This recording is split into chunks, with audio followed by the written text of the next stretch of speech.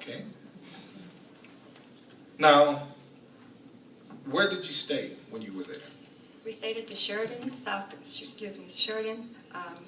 Airport in Frankfurt. Okay, and then did the friends have anything special planned for you guys when you got there? Well, they had quite a bit of things planned for us, especially when we were out getting ready to go out in service. They planned a surprise to where once we were done, they had put out a big banquet for us.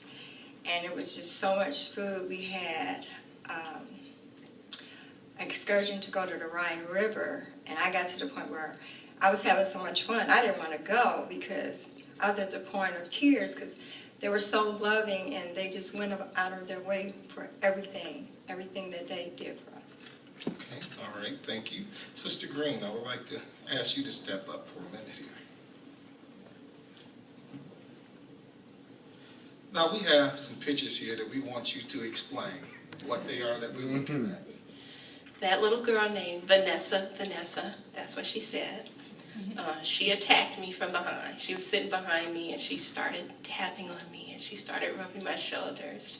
She didn't speak English, but she wanted to share a songbook with me. And then we became close friends for the rest of the assembly. Okay. What about that? That is a picture, that was the day we went to the Rhine River tour, and there's a large national park before you get down to the Rhine River, and the friends were there witnessing, and this is one of their witness mobiles, as I call it, and they had tons of literature there, so they're there on a regular basis. Okay. And this is a sister that we met as part of the welcoming committee that met us at the airport. And her entire family in Germany are witnesses. And she related to me that her grandfather was in Nazi concentration camps because of his faith. And because he would not compromise his faith and sign off on one of Hitler's documents, they beheaded him. Oh. And that's me in Paris. I'm pointing at the Eiffel Tower, but as you see, I got photobombed because it looks like I'm pointing at that guy.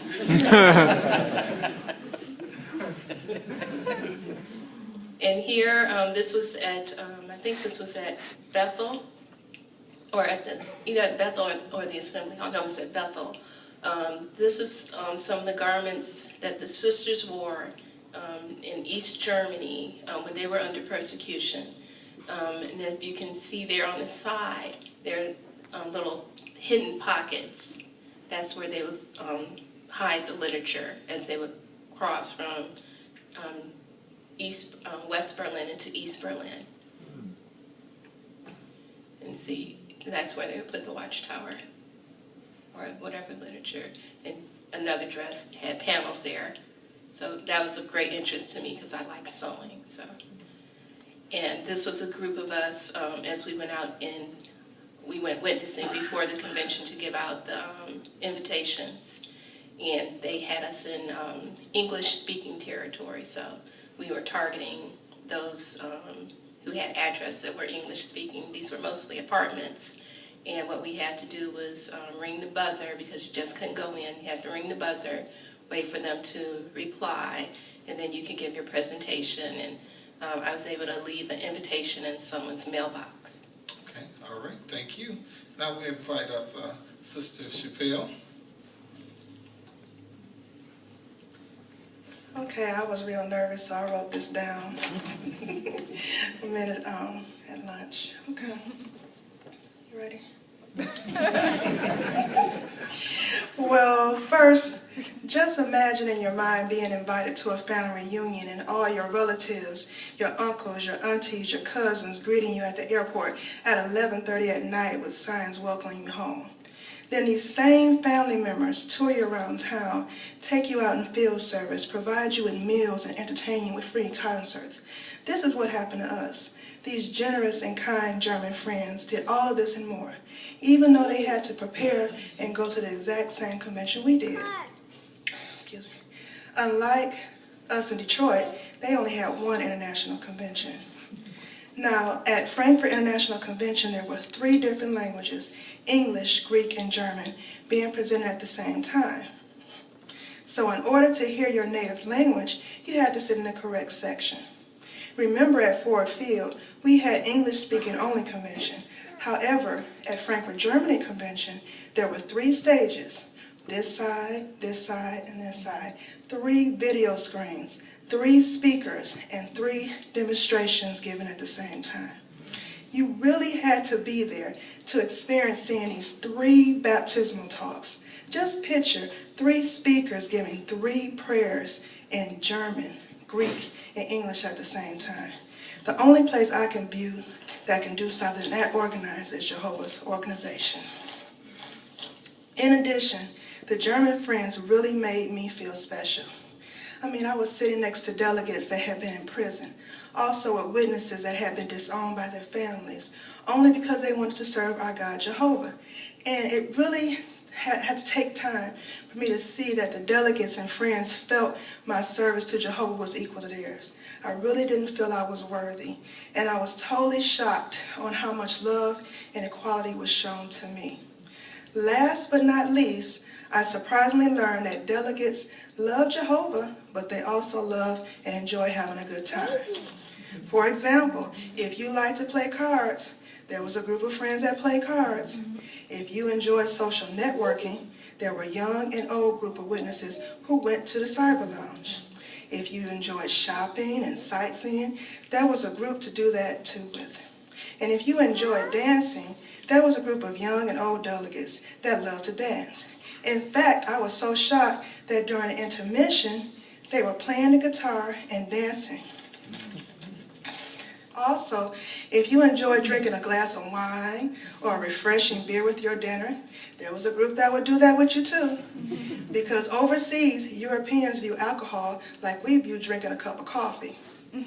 Being a delegate truly showed to me that you can be balanced when it comes to worship and entertainment.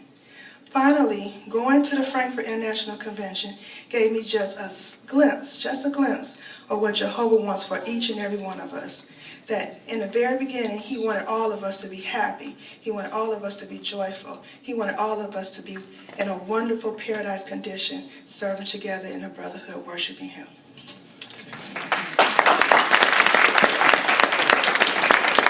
Sister Patterson, I got one final question for you.